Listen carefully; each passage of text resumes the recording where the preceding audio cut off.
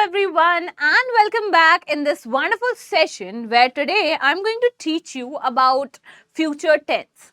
So, as you guys know, that we are going on with the tenses series, and today, as in my previous sessions, I have already covered present tense, past tense, and today we are going to cover future tense. Let's talk about what exactly a future tense is. I know a lot of you are quite smart and you already know about it, but still let me help you out. If you want to have a quick revision to that, surely you can do that. And to all the beginners out here, it's for you. So let's just get started without wasting any further time and let's see what exactly we need to deal when it comes to future tense. Okay? Talking about the very first thing, so these are the topics that I will be covering today. Future tense, simple future tense, future continuous, future perfect and future perfect continuous tense. As you all know that we have these bifurcation of the tenses and we do it with respect to the demand of the sentence or demand of the situation. Now, moving forward, future tense is basically, it is used in English to describe an action or, events that are expected to happen after the present time. मतलब basically after the present time मतलब future के reference में मैं कह रही हूँ. Talking about it further, जैसे अभी हम बात करते हैं जैसे at this point of time right now we are talking about present tense something that has already been happen उसको हम कहते हैं past tense and something which is about to come और we are about to encounter it for after some period of time और after present time that is what we call as future tense. ठीक है. Future tense in English is used to describe action or events that are expected to happen after the present time. It can also be used to express predictions, plans, promises, or intentions. These are the kind of topic we deal with, or these are the kind of scenario we deal with when we talk about future tense. Okay? Talking about further, it's just that basically we use two words in order to refer to the future tense. The two words are will and shall. These are the two words that we use to refer to them. Now, will and shall are not only the word which are used to refer to the future thing, but at the same time they are a modal verb as well. They are a modal auxiliary verb as well. Sorry. Talking about further, सबसे पहले बात करते हैं simple future tense की. Now, if you know that जब भी हम यहाँ पे simple word use करते हैं, for example, if we are using like simple present tense, simple past tense or simple future tense, we are referring to a tense which is very simple, which is in a very simple form. मतलब we barely use any grammatical structure over there. This is the reason why we call it as a simple present tense or a simple tense. ठीक है. अगर आपने देखा होगा, मैंने आपको पहले भी बताया होगा कि जब भी हम किसी टेंस के बारे में बात करते हैं and with respect to their name you will be able to identify कि हम उस टेंस में पर्टिकुलरली डील किससे करते हैं. फॉर एग्जाम्पल, जैसे यहाँ पे लिखा हुआ है simple future tense, like it's written simple future tense, it means we are just talking about a simple scenario. We are just talking about a scenario that means any action, any incident that's going to start in future and going to end in future, or you can say a simple sentence based on a future event, right? Now, the simple future tense is used to describe action or events that will happen after the present moment. It is one of the most common ways to express future actions, whether you're predicting, promising, deciding, or making any offer. With respect to the demand of the situation, with respect to the demand of your intention, with respect to what you are intended to present. For example, whether you are going to ask a question or you're willing to make an offer, or you are deciding, or you're predicting or promising something. So these are the multiple scenario in which we deal with when it comes to our tenses. जब भी आप tenses की बात करते हो तो you are talking about a particular time. ठीक है. अब वो टाइम सॉरी पास्ट का हो सकता है, प्रेजेंट का हो सकता है और फ्यूचर का हो सकता है. ठीक है. Now Talking about further, we have different forms of the sentences. Like if you remember, मैंने already आपको sentences बता चुके हैं. कौन सा sentence किस लिए भी use करते हैं ये भी बता दिया है. Okay? Now, talking about affirmative, which is a positive sentence. Structure क्या होता है? Structure is basically a formula you can say, जिसको आप follow करके you can come up with a particular sentence, or you can say ये एक वो kind of formula होता है जिसको फॉलो करके you can make a grammatically correct sentence. Okay, now subject will के साथ हमें चाहिए बेस फॉर्म. अच्छा, to just elucidate a bit, इसमें हम ये करते हैं सब्जेक्ट के साथ majorly we use will and shall as well. इसके साथ हम यूज करते हैं वर्ब की फर्स्ट फॉर्म एंड देन हम लिखते हैं ऑब्जेक्ट. ठीक है. अच्छा, एक छोटा सा रिवीजन कर लेते हैं यहाँ पे. बेसिकली अगर आपको याद होगा, मैंने आपको बताया था कि जब भी आप मॉडल वर्ब से डील करते हो तो आपको एक चीज याद रहना चाहिए कि जो मॉडल वर्ब्स होते हैं वो अपने साथ साथ किसी और फॉर्म ऑफ वर्ब को एंटर नहीं करने देते सेंटेंस में until we are using another helping verb with that. ठीक है.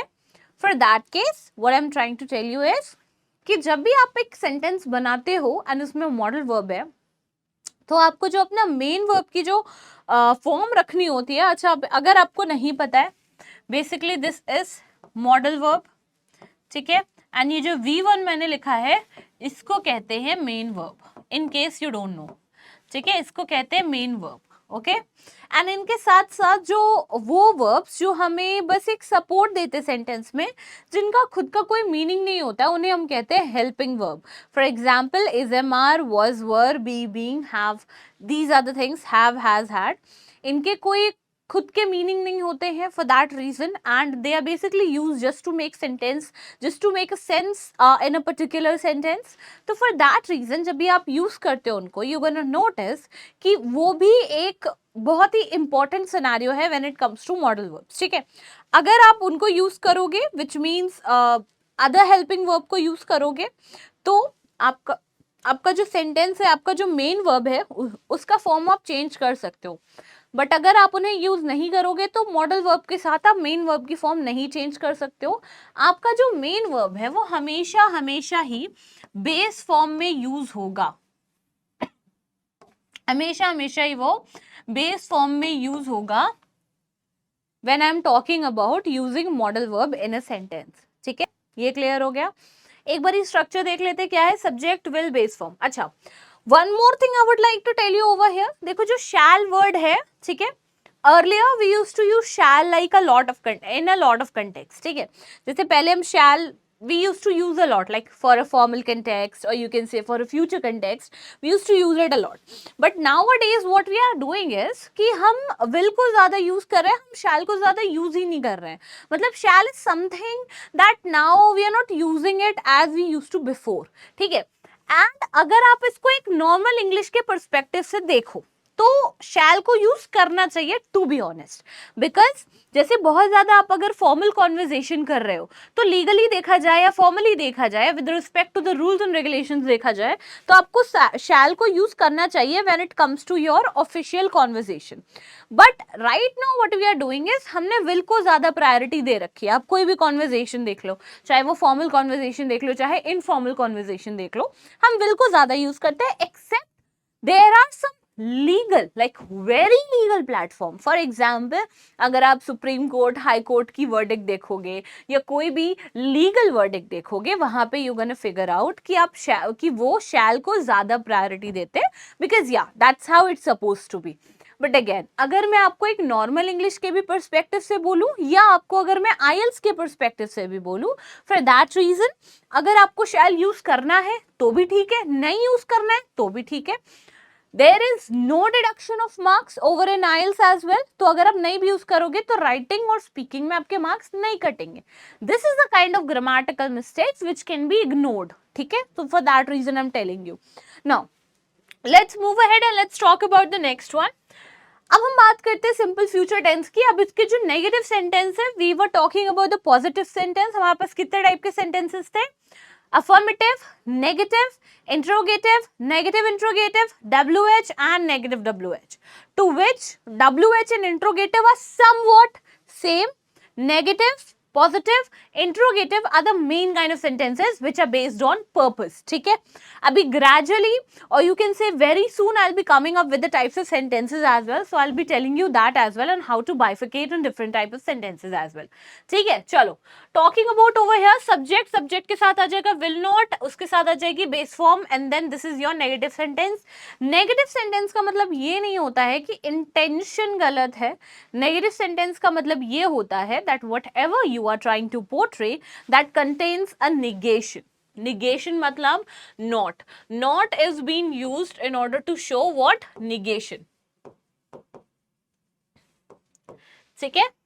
This is what it looks like. Now, talking about further, we are talking about interrogative sentence. Interrogative sentence is definitely a question type sentence जिसमें again इसकी जो identification होती है वो होती है कि इसमें आप helping verb को पहले लिखते हो, उसके बाद आप subject को लिखते हो. This is the entire and the only identification that you need in order to identify the interrogative sentence. For that reason we've got will over here. Will के बाद subject है, उसके बाद base verb and then you've got a question mark out there which is very important if you are making an interrogative sentence.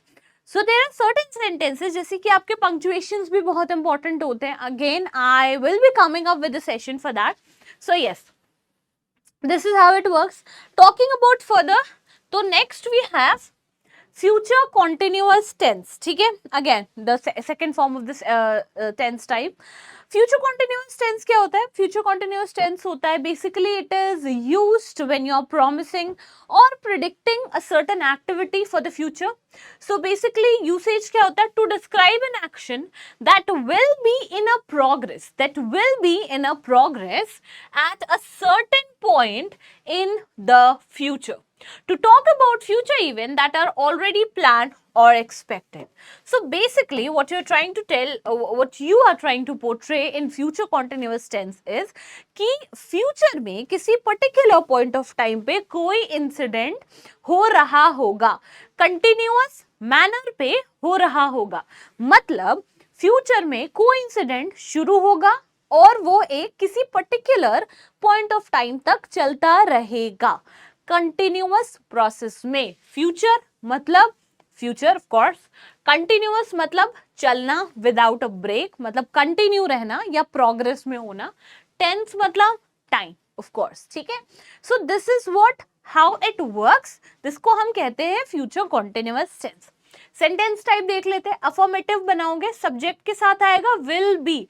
अभी मैंने आपको बताया था कि मॉडल वर्ब के साथ हमेशा वर्ब की फर्स्ट फॉर्म जाती है, मेन वर्ब की फर्स्ट फॉर्म जाती है.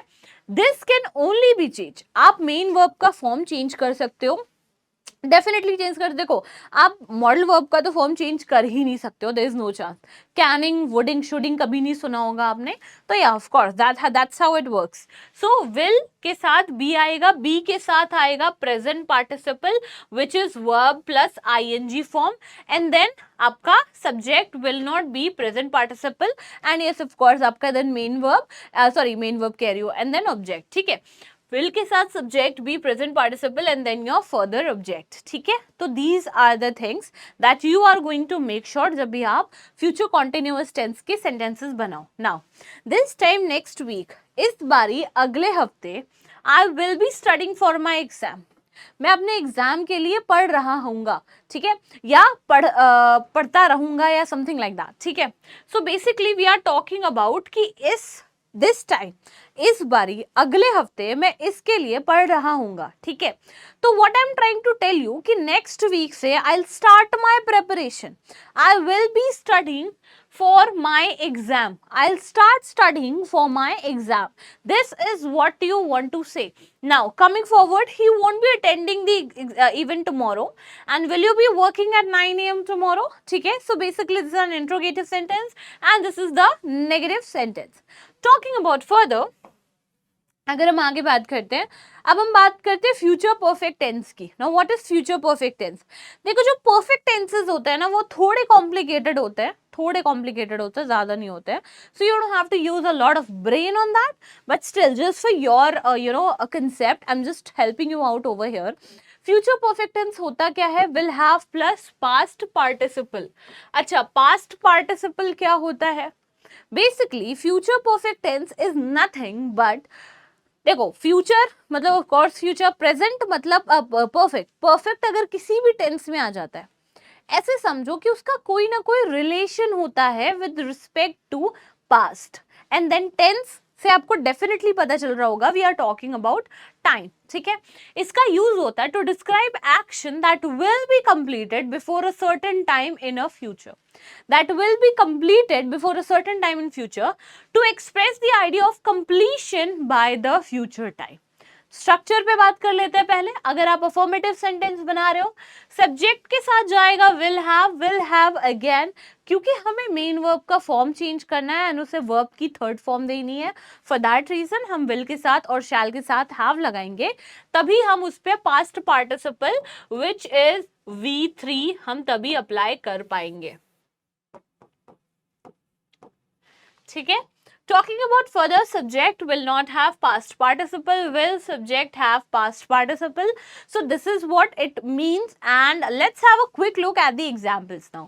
By next week I will have graduated from university. Now अगले हफ्ते तक मैं यूनिवर्सिटी से ग्रेजुएट हो चुकी होंगी।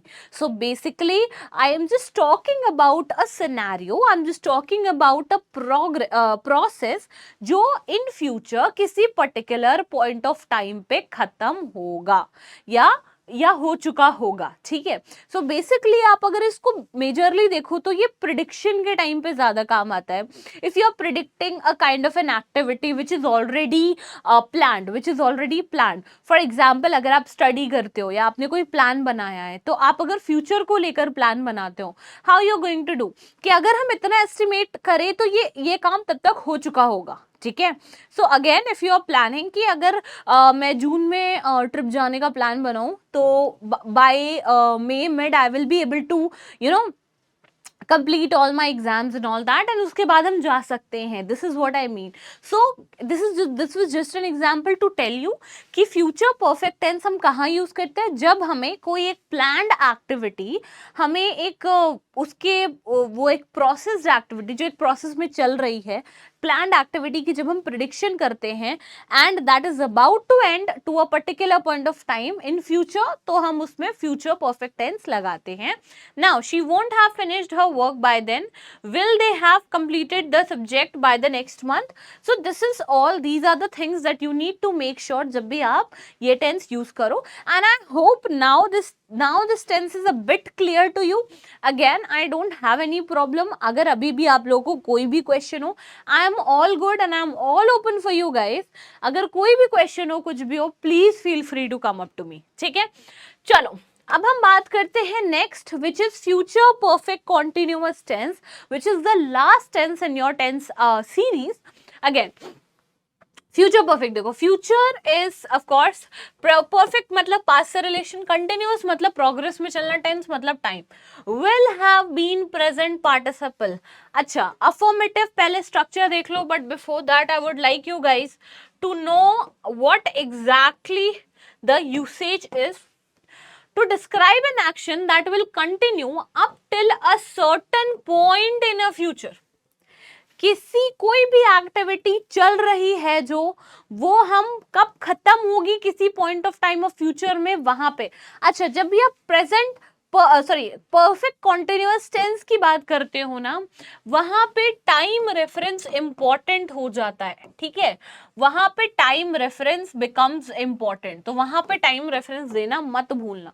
To express the duration of an activity that will be in a progress by a future time. ठीक है, now talking about further, okay, subject के साथ will have been present participle, verb के साथ ing, subject will not have been is a proper very important part of the sentence, so just don't forget it and make sure. Again मैं structure याद करने नहीं बोल रही हूँ, रटने नहीं बोल रही हूँ. What I'm just trying to tell you, these structures are there to maintain the accuracy of your tenses.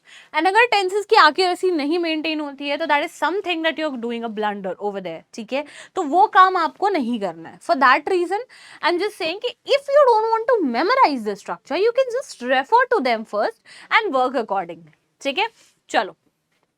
Now, interrogative will, subject, have been, present participle. This is the sentence structure for your interrogative sentence. Now, talking about further, let's have a quick look at the sentence. By 2025, I will have been working here for 10 years. Bye 2025 तक मतलब मैं इस organisation में काम करता रहूंगा, मतलब मुझे 10 साल हो जाएंगे इस ऑर्गेनाइजेशन में काम करते हुए. ठीक है, तो basically what I am trying to tell you कि by in future till that particular point of time मुझे 10 साल हो जाएंगे इस ऑर्गेनाइजेशन में काम करते हुए. ठीक है, now she won't have been studying for long when you arrive. Will you have been traveling for 2 hours by the time you reach your destination? अगर आप मेजरली नोटिस करोगे ना हर सेंटेंस में you can see a time reference which is again very important. जब भी हम continuous perfect continuous tenses को refer करते, चाहे आप प्रेजेंट करो, पास्ट करो, फ्यूचर करो, कोई भी करो, make sure to give a time reference in order to clarify the idea that you are trying to deliver. ठीक है, so yes, this is all. And to all the students who are willing to have the notes, the annotated note that I just annotated, and if you want to have the DPPs in order to practice, definitely you can go for it. Like you can open PW app and you can search for the batch, get enrolled yourself into the batch, and there you go. This is the interface if you're going to use it through phone, and this is how a batch looks like. You can get access to it and you can plan, and you can just practice all the DPPs that are present over there in order to enhance your knowledge. And again I'm saying, if you feel like you need another video, if you feel like you need me to elaborate or elucidate more on this particular type of content, please feel free to comment down below. I'll be there happily helping you. And yes, thank you so much guys, thank you so much for being here. I hope this is going to be a perfect session for you. And yes, all the very best to all the students who are preparing for their exams. Bye bye, take care, see you in the next session.